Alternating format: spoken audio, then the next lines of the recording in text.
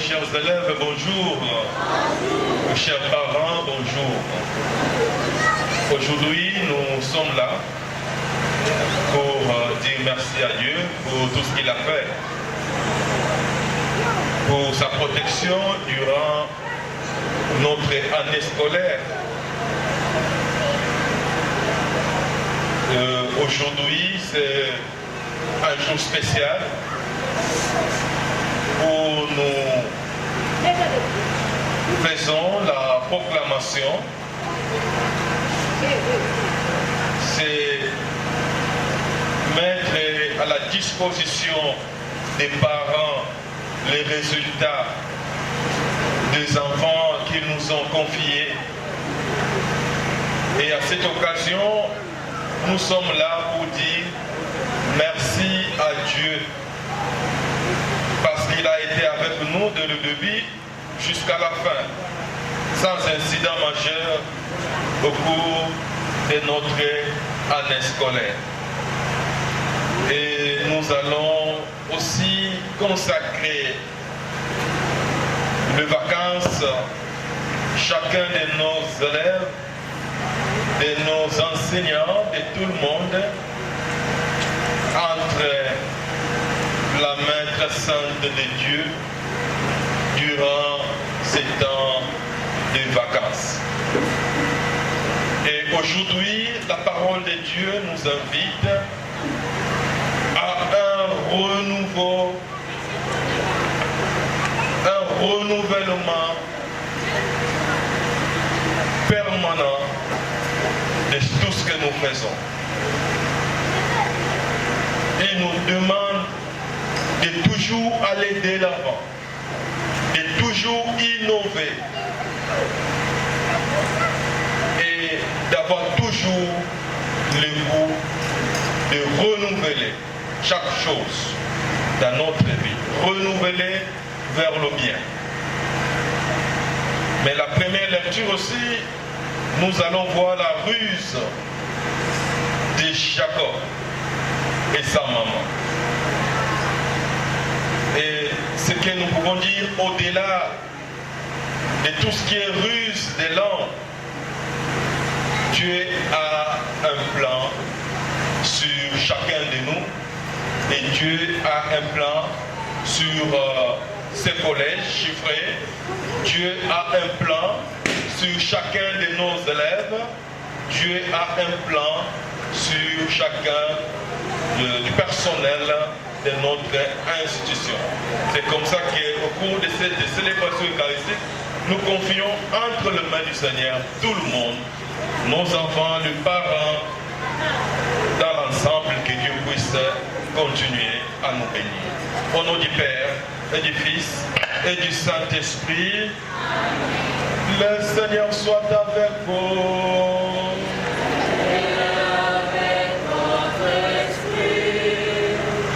Préparons-nous la célébration de l'Eucharistie en reconnaissant que nous avons péché.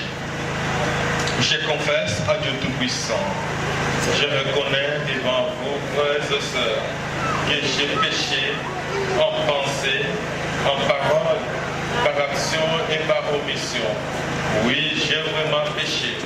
C'est pourquoi je supplie la bienheureuse Vierge Marie, les anges et tous les saints, et vous aussi, frères et sœurs, de prier pour moi, le Seigneur notre Dieu.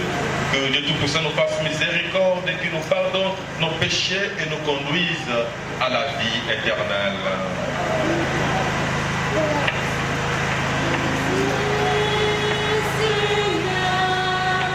Pitié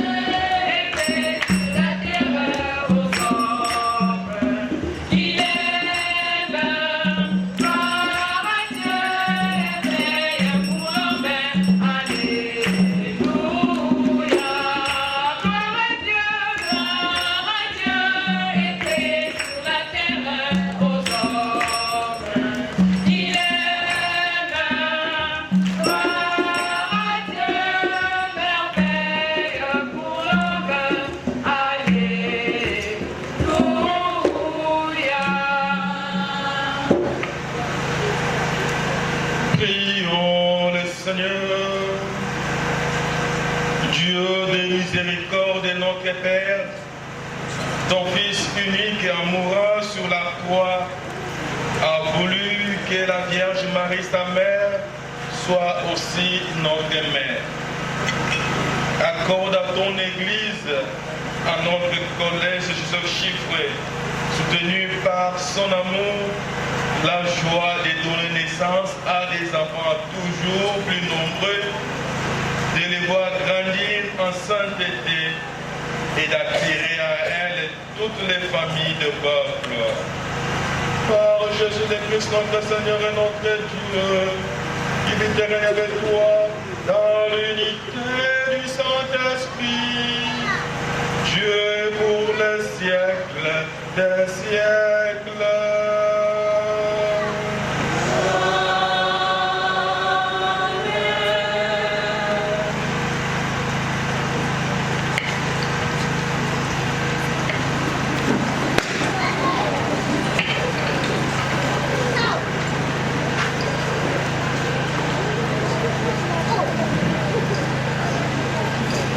Nous voici à présent au moment d'écouter la parole de Dieu. Nous demandons à tous ceux et celles ayant par mégarde laissé les téléphones ouverts de pouvoir l'éteindre, soit de le mettre sous mode vibreur pour que ce moment soit bénéfique à tous. Liturgie de la parole. Jacob dérobe la bénédiction d'Isaac. Lecture du livre de la Genèse.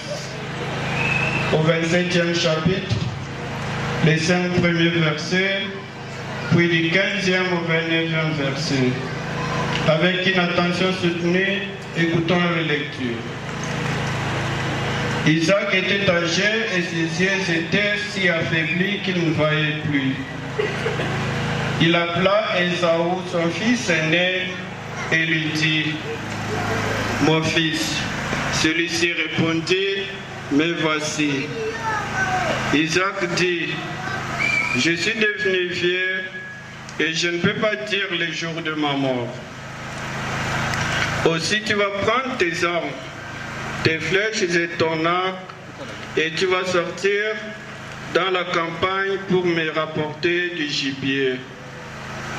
Tu me le prépareras comme je l'aime, apporteras pour que je le mange, et je te bénirai avant de mourir. » Rebecca écoutait les paroles d'Isaac à son fils Ésaü. Quand Ésaü partit dans la campagne pour chasser et rapporter du gibier, Rebecca dit à son fils Jacob, « Ton père a parlé à ton frère Ésaü, et j'ai tout entendu et lui a dit. » Rebecca prit alors les meilleurs habits de son fils aîné Ésaü et de ses habits qu'elle gardait dans la maison et l'habilla son plus jeune fils Jacob. Puis elle lui recouvrit les mains et la partie sans poids de son cou avec les peaux de chevreau. Elle mit ensuite dans les mains de son fils Jacob les repas et les pains qu'elle avait préparés. Jacob s'approcha de son père et lui dit, « Mon père. » Il répondit, « Je suis là. » Jacob dit à son père, « Je suis Ésaü, ton premier-né. J'ai fait comme tu me l'as demandé. Mange donc de mon gibier et tu me béniras. » Isaac dit à son fils, « Tu as trouvé bien vite, mon fils. » Il répondit, « C'est que j'avais, ton Dieu m'avait fait faire une bonne rencontre. » Isaac dit à Jacob, « Avance-toi donc, que je te touche, mon fils, pour savoir si c'est toi, mon fils Ésaü, ou non. » Jacob s'avança vers son père Isaac. Celui-ci le toucha et dit, « La voix est la voix de Jacob, mais les mains sont les mains d'Ésaü. » Il ne le reconnut pas avec ses mains velues comme les mains de son frère Ésaü, de sorte qu'il le bénit. Il lui demanda, « C'est bien toi mon fils Ésaü ?» Jacob répondit, « C'est moi. » Son père lui dit, « Serre-moi donc, je vais manger du gibier de mon fils, et ensuite je te bénirai. » Jacob servit son père qui mangea, puis il lui apporta du vin et il but. Alors son père Isaac lui dit, « Avance-toi et embrasse-moi mon fils. » Jacob s'avança et embrassa Isaac. Celui-ci respira la bonne odeur de ses habits et il lui donna cette bénédiction. « Cette odeur de mon fils est celle du champ que j'avais à bénir. Que Dieu te donne la rosée du ciel et te réserve les terres grasses, qu'il te donne abondance de blé et de vin. Que des peuples te servent, que des nations te prosternent devant toi. Sois le chef de famille de tes frères et que le fils de ta mère s'incline devant toi. Maudit soit celui qui te maudiront, bénis ceux qui te béniront. »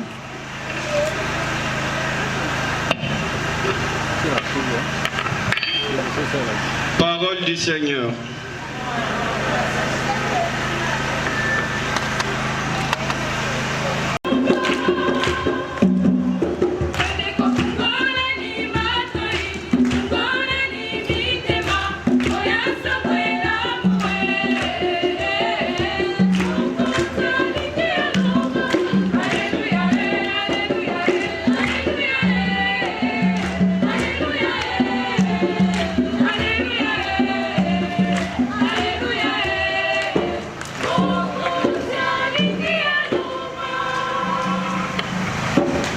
Le Seigneur soit avec vous. Évangile de Jésus-Christ selon saint Matthieu.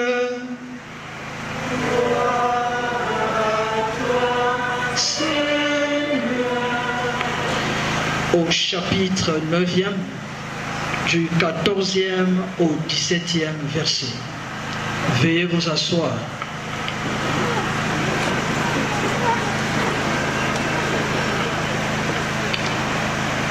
À leur tour, les disciples de Jean s'approchent et lui disent, « Nous jeûnons souvent et les pharisiens également. Pourquoi tes disciples n'ont-ils pas de jours de jeûne ?» Jésus leur répond, « Vous ne pouvez tout de même pas imposer le deuil aux compagnons du nouvel époux tant que l'époux est avec eux. Le jour viendra où l'époux leur sera enlevé, alors ils jeûneront. On ne rapièce pas un vieux vêtement avec une pièce de tissu qui n'a pas encore été lavée, sinon la pièce tire sur le vêtement et la déchirure devient pire. On ne met pas non plus du vin nouveau dans de vieilles outres, sinon les outres craquent, le vin se répand et les outres sont perdues. On met le vin nouveau dans des outres neuves et il se conserve pareillement. Veuillez vous lever.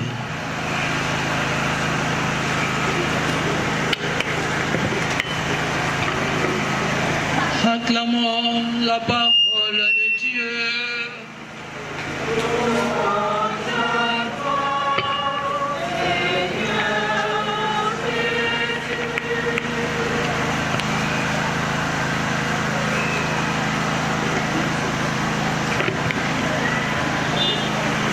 Veuillez vous asseoir.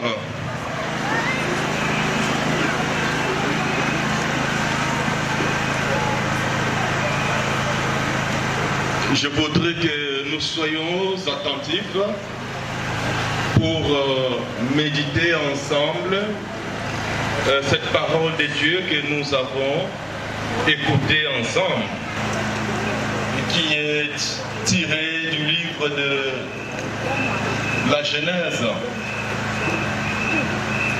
Et il s'agit de l'histoire que nous connaissons, l'histoire de Jacob et son frère Esaïe. Nous voyons comment est-ce que Jacob va utiliser la ruse pour pouvoir confisquer, qu'on peut dire, les droits d'aînesse, ou bien pour pouvoir profiter de la bénédiction qui devrait être donnée à son frère aîné. Et la plus grande question, lorsque nous suivons cette parole de Dieu, on se dit, comment est-il possible, Dieu qui voit tout, mais il peut permettre cette ruse, le mensonge dans la Bible? Comment est-ce que Jacob peut voler, en complicité bien sûr avec sa maman, cette bénédiction qui était réservée à l'aîné? Alors, c'est une question que tout le monde se pose lorsque nous lisons cette lecture. Et je voudrais que nous puissions faire un tour en arrière. Les gens qui lisent la Bible, vous allez voir, Jacob et Esaïe, ils sont des jumeaux. Ils sont des jumeaux. Mais c'est Esaïe qui est sorti le premier et Jacob est sorti le second. Et lorsque Jacob sort, il touche les talons de son frère derrière. Et ça c'est Genèse chapitre 26. Juste là, le chapitre qui vient avant ce que nous venons de lire. Et la Bible raconte, quand ils vont grandir, Esaü va être un homme fort, un chasseur, et Jacob sera un homme de champ, et il préférait rester avec sa maman Rebecca à la maison.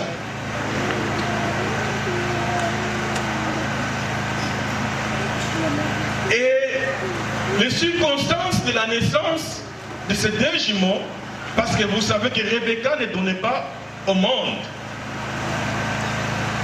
Et Isaac va prier, va demander cette grâce. C'est comme ça que sa femme va donner au monde. Mais avant la naissance, c'était difficile, c'était compliqué. Ce sont des enfants qui se battaient au ventre. Et Jacob, pardon, Rebecca demande à Dieu, qu'est-ce que cela signifie? Dieu lui dit, des nations se battent dans ton ventre et deux peuples distincts se battent dans ton ventre. Et ils vont naître et ils vont grandir. Et lorsque nous comprenons cette circonstance, nous pouvons le dire qu'Esaü était un homme d'action. Il était fort, un chasseur. C'est-à-dire, il aimait travailler, un homme d'action. Et Jacob, c'était un homme, on peut dire, un contemplateur. Celui qui aimait prier. Il n'était pas si fort physiquement, mais il était un homme intérieur. Et à la naissance, nous avons ce qu'on peut dire, le fait que l'aîné qui est un homme d'action puisse naître avant, ça signifie que dès le début, l'ordre établi, c'était l'action qui primait sur la prière. L'action qui primait sur la contemplation. Et aujourd'hui encore, dans notre vie, nous sommes dans cette tendance où nous avons peut-être l'envie de négliger le spirituel. Nous voulons tout ce qui est action. Aujourd'hui, quand on va demander aux enfants qu'est-ce que vous voulez devenir, vous allez voir, moi je veux devenir ingénieur, je veux devenir docteur. Peut-être peu, à notre époque, il y avait beaucoup de gens, je veux devenir prêtre, je veux devenir religieuse. Mais aujourd'hui, c'est beaucoup plus les gens veulent l'action. Moi, je serai ingénieur, moi, je serai économiste, je serai docteur. Et c'est ça cette tendance où nous avons l'action qui prime sur la contemplation. Et comment est-ce que Dieu peut permettre cette ruse? Et lorsque Dieu permet la ruse, et peut-être lorsque nous rentrons dans le chapitre 26, nous allons voir est-ce que c'était vraiment la ruse ou bien c'était un plan. Parce que déjà, vous savez, un jour, Jacob et son frère Esaü, ils étaient là. Et son frère avait faim. Il demande à Jacob de lui donner un peu à manger. Et Jacob lui dit non, ce que j'ai c'est pour moi. Il dit non, donne-moi. Si tu veux, je peux même vendre même mon doigt d'aînesse pour que, sinon je vais mourir, donne-moi. Alors son frère Jacob dit, tu es sûr que tu me vends les doigts d'aînesse? Il dit que oui, je te les vends et je les jure. Donc vous voyez que avant il y a eu une négociation entre les deux gens. Et après, nous voyons la maman qui s'arrange pour voler les droits d'aînesse, voler la bénédiction d'Ésaü et donner à Jacob. Lorsque nous suivons les deux choses, en quelque sorte, il n'y avait pas de ruse. Dieu a un plan sur chacun de nous. Ça peut sembler être difficile. Notre vie, ça peut être difficile. Le mensonge peut être là. La ruse peut être là. Les circonstances difficiles peuvent être là. Mais la volonté de Dieu reste inchangeable. Amen, amen. La volonté de Dieu reste inchangeable. Si Dieu a une volonté sur toi, a une idée sur toi, quelles que soient les circonstances qui pourront arriver, la volonté de Dieu va demeurer, va rester. Les hommes, ce sont les hommes de ruse, les mensonges. On peut tout faire pour créer les mensonges, mais la vérité reste toujours la vérité. Et Dieu ne change jamais sa volonté, quelle que soit la ruse des hommes de notre temps. Voilà le message que la parole de Dieu nous donne aujourd'hui. L'évangile nous dit une chose plus importante aujourd'hui, nous pousse, comme je l'ai dit au début, à la nouveauté. On ne peut pas tresser un habit, un ancien habit avec un nouvel habit. On ne peut pas tresser ensemble. Qu'est-ce qui va arriver? Le nouveau va déchirer l'ancien. On ne peut pas mettre les vins nouveaux dans les outres, les anciennes outres. Qu'est-ce qu'il va faire? Les vins nouveaux va faire éclater les anciennes outres et le vin va se déverser. Ça signifie que nous ne pouvons pas combiner l'ancien et le nouveau. Si il y a les nouveaux, nous devons nous adapter avec un esprit nouveau.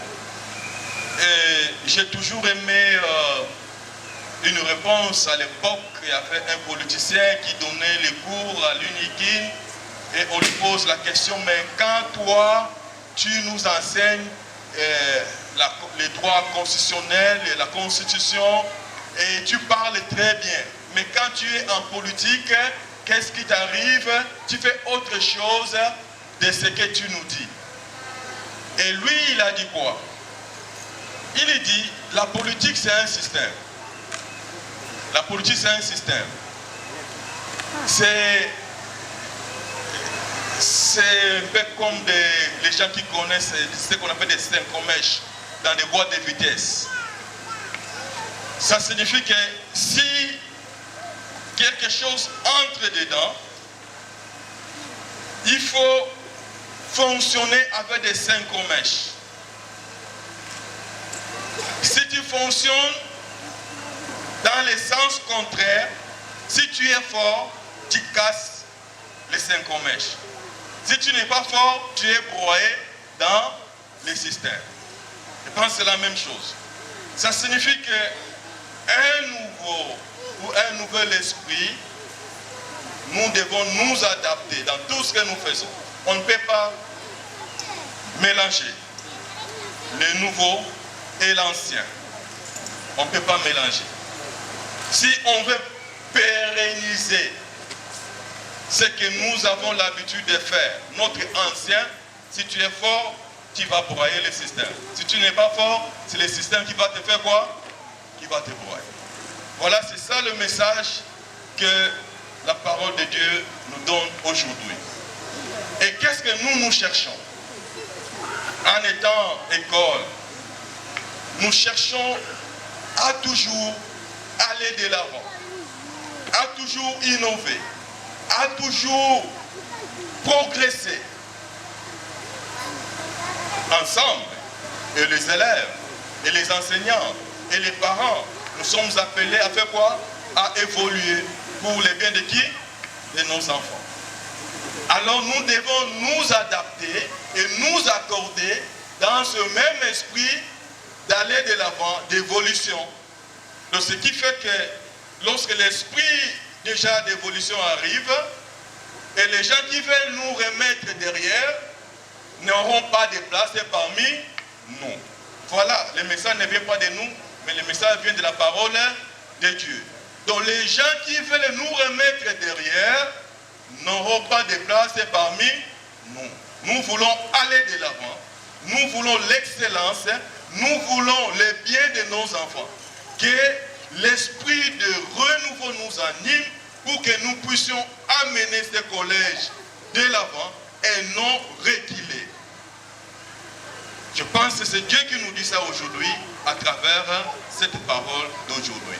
Donc nous allons prier pour que cet élan de renouveau nous anime ensemble, les parents, les enseignants et les élèves, pour que nous puissions porter loin notre collège afin que nous devenions, comme on peut dire, boboto de champs de tir. Amen, amen. Au nom du Père et du Fils et du Saint-Esprit. Amen.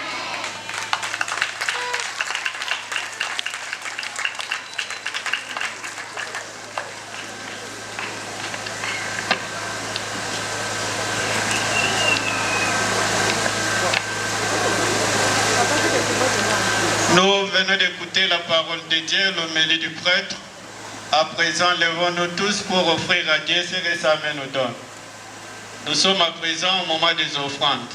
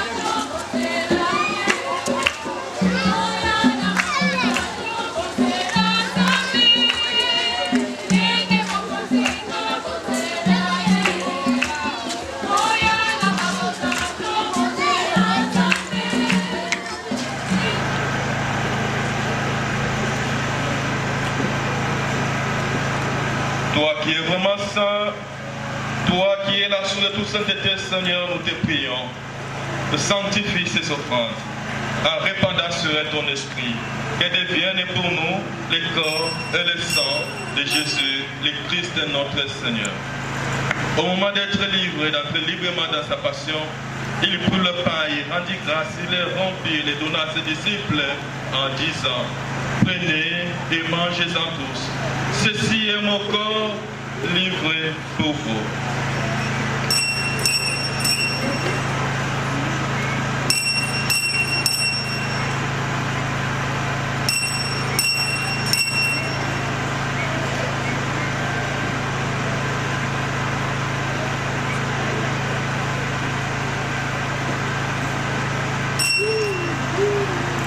De même, à la fin du repas, il prit la coupe de nouveau et rendit grâce et la donna à ses disciples en disant, prenez et buvez-en tous. Ceci est la coupe de mon sang, le sang de l'alliance nouvelle et éternelle, qui sera versé pour vous et pour la multitude en rémission des péchés. Vous ferez cela en mémoire de moi.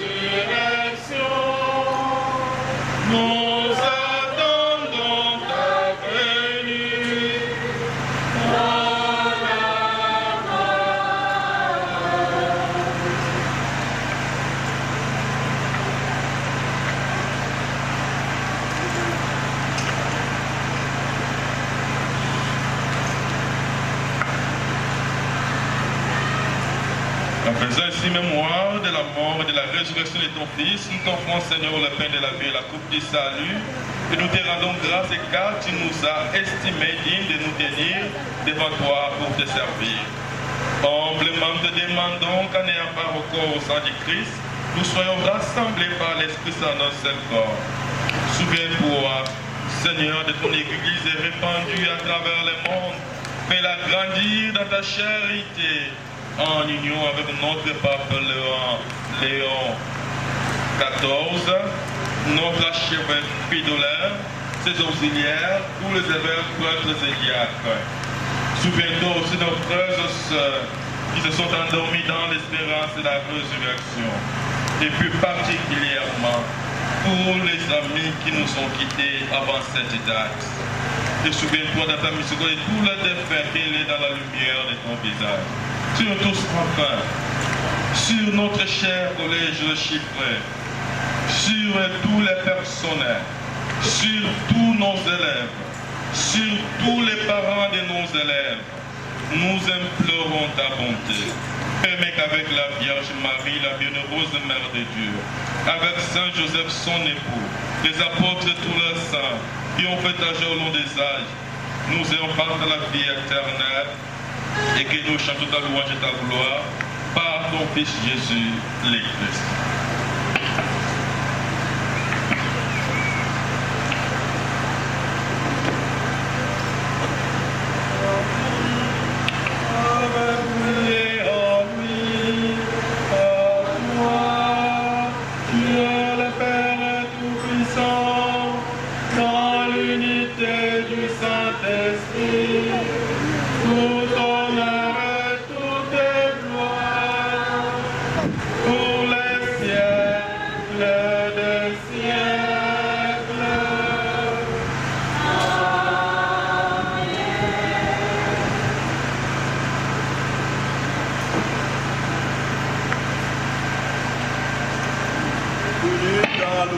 Nous pouvons dire avec confiance la prière que nous avons reçue du Sauveur.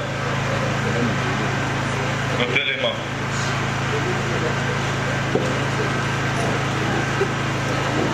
Nous allons prier ensemble. Notre Père,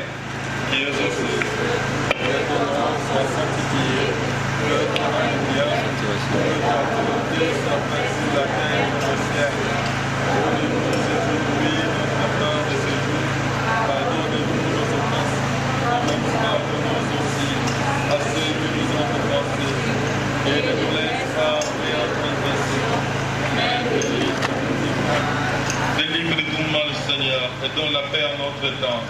Soutenus par ta miséricorde, nous serons libérés de tout péché.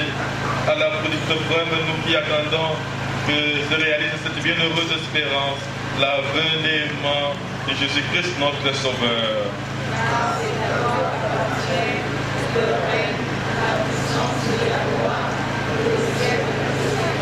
Seigneur Jésus-Christ, tu as dit à tes apôtres, je vous laisse la paix, je vous donne ma paix. Ne regarde pas nos péchés, mais la foi de ton Église. Pour que ta volonté s'accomplisse, donne-lui toujours cette paix et conduis-la vers l'unité parfaite. Toi qui vis et règnes pour les siècles des siècles, et la paix du Seigneur soit toujours avec vous. Et avec votre esprit. Frères et sœurs, dans la charité du Christ, donnez-vous la paix. Voici l'agneau de Dieu. Voici celui qui enlève le péché du monde. Heureux les invités au repas des noces de l'agneau. Seigneur, je ne suis pas digne de te recevoir, mais dis seulement une parole et je serai. Que le corps et le sang du Christ nous gardent pour la vie éternelle.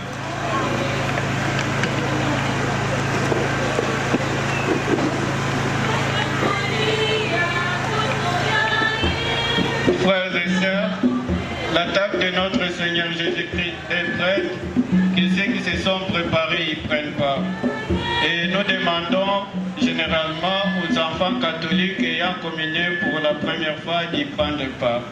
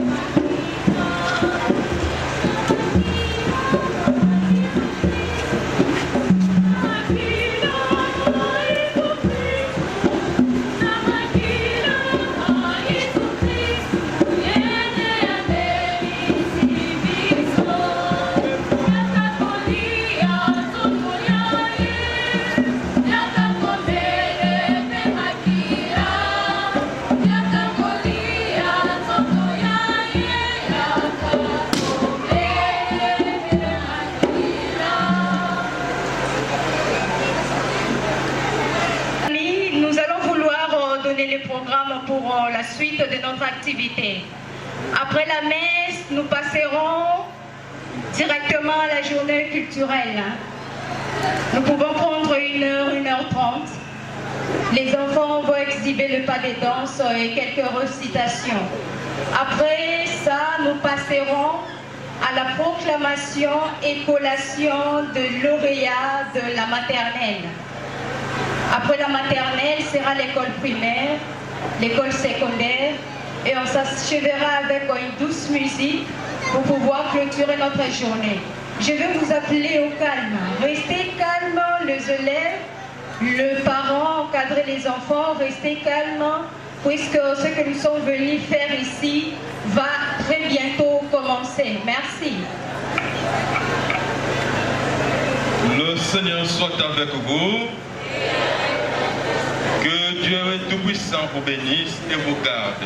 Le Père, le Fils et le Saint-Esprit. Allez dans la paix du Christ.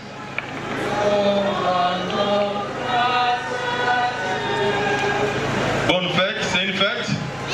Bonne fête alors. Seulement pour ceux qui ont reçu.